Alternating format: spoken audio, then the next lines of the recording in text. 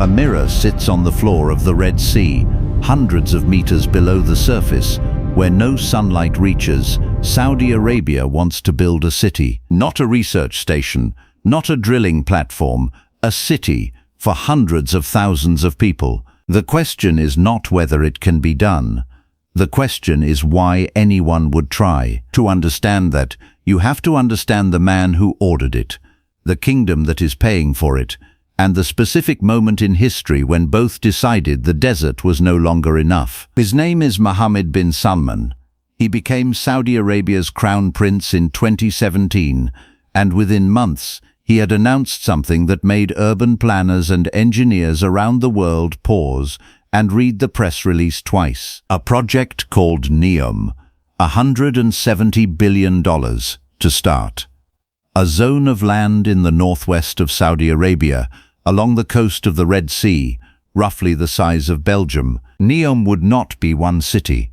It would be a collection of them, and one of those cities, the one that received the most attention and the most disbelief, was a structure called the line, not a curve, not a bend, straight, 170 kilometers long, 500 meters tall, just 200 meters wide, a single building, though that word barely applies, running in a perfectly straight line through mountains, desert, and eventually into the Red Sea itself. 9 million people.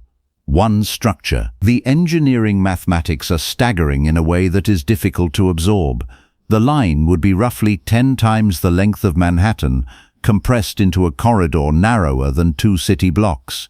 It would hold more people than many European nations. Every resident would theoretically live within a 5-minute walk of every service they need. Transportation would run underground. The outer walls, mirrored glass, would reflect the surrounding landscape. From above, it would look like a scar drawn across the earth with a ruler. To understand why Mohammed bin Salman ordered this, you have to understand the specific pressure he is operating under. Saudi Arabia earns the overwhelming majority of its government revenue from oil. That has been true for decades. But the global energy transition, the slow, accelerating shift away from fossil fuels, means that arrangement has a horizon. No one knows exactly when. But the kingdom knows the horizon exists. Vision 2030 is the name of Saudi Arabia's plan to exist on the other side of that horizon. It is a package of economic reforms, entertainment investments, tourism targets, and megaprojects, all aimed at building industries that generate revenue without requiring a barrel of oil. NEOM is not a vanity project. It is, in the logic of the Saudi government, a survival strategy. The Crown Prince made that point himself. In documented statements and interviews, he described NEOM as a place where rules that constrain development elsewhere would not apply. New governance, new energy infrastructure, new urban design, all built from bare ground rather than layered over centuries of existing cities. The specific decision that defined NEOM's ambition came sometime around 2019 and 2020, when the scope expanded dramatically. The original concept had been ambitious. The revised concept was something else entirely. The line, as announced, would be powered entirely by renewable energy. It would produce no carbon emissions. It would displace no cars, because cars would not exist inside it. It would displace no roads, because roads would not exist either. It was not planned as a future city. It was planned as a rebuke to every city currently on Earth. But the math still would not work. At least not the human math. In early 2020, Saudi security forces arrived at a collection of villages in the Tabuk region. The land those villages occupied had been designated as part of the NEOM development zone. The residents, members of the Huwaita tribe, were told to relocate. Most complied, under pressure. One man did not. His name was Abdul Rahim al-Hawaiti. He was a tribal elder. He refused to leave his home, and he made his refusal public. In videos posted online, he described the eviction process and said he would not go. In April of 2020, he was killed in a confrontation with security forces. Saudi authorities said he had opened fire first. Human rights organizations disputed that account and called for an investigation. Several other members of his family were subsequently arrested and, according to human rights monitoring groups, sentenced to death, though those sentences were later reported to have been under review. The story did not receive wide coverage when it happened. NEOM was announced with glossy renders and celebrity press. The displacement of the Huaytar tribe happened in the same months and was documented largely by activists and international human rights organizations rather than major news outlets. That gap between the vision being sold and the reality on the ground is part of the NEOM story that its architects have never fully addressed. Construction, despite everything, continued. The engineering challenge of the line specifically is unlike anything previously attempted. The structure requires a foundation system capable of supporting a continuous built environment across varying geology, mountains, coastal flats, and open water. The undersea portion alone involves challenges that have no direct precedent.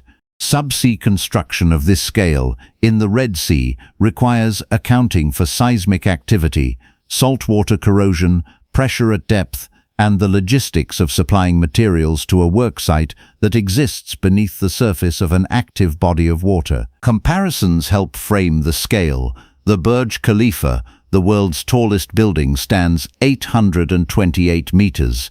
The line, at 500 meters, is shorter, but it would run the continuous length of more than 200 Burj Khalifas placed end to end. The Channel Tunnel, connecting England and France, is 50 kilometers long and took roughly 6 years to complete with a workforce of 13,000 people at peak.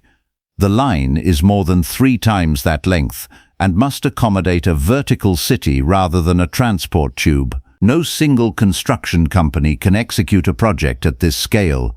NEOM has contracted with dozens of international firms, engineering consultancies, materials suppliers, specialized contractors, spread across multiple countries. The reported total investment figure has grown over time.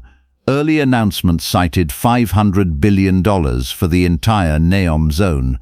Later estimates, reported by financial analysts and journalists covering the project, suggested the actual cost of completing everything as designed could reach significantly higher. Some analysts put the figure closer to $1 trillion when full build-out is included. Saudi Arabia is funding the project primarily through its Public Investment Fund, the sovereign wealth vehicle that the Crown Prince also controls. That fund draws from oil revenues, from privatizations, and from external investments. The kingdom can afford to begin. Whether it can afford to finish, at the scale originally announced, is a question that restructured versions of the project have quietly begun to answer. And there is one more layer. Reporting in 2023 and 2024, from publications including Bloomberg and the Wall Street Journal, indicated that the internal targets for the line had been significantly revised downward. Sources described plans being scaled back from a structure housing 9 million people to something closer to 300,000 by 2030. The mirrored walls, the underground rail, the 500-meter height.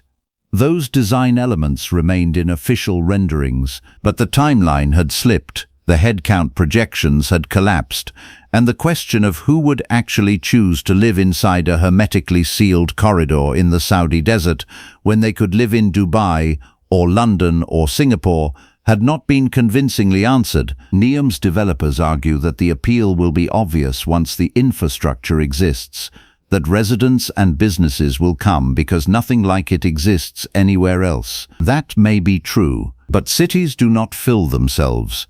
They grow because people have reasons, economic, cultural, familial, to be in a specific place.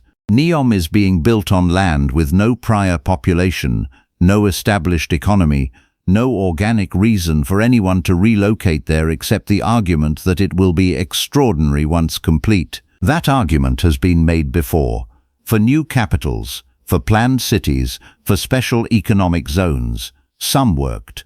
Many others stand largely empty, monuments to confident planning and unpredictable human behavior. The Red Sea does not care about projected occupancy rates.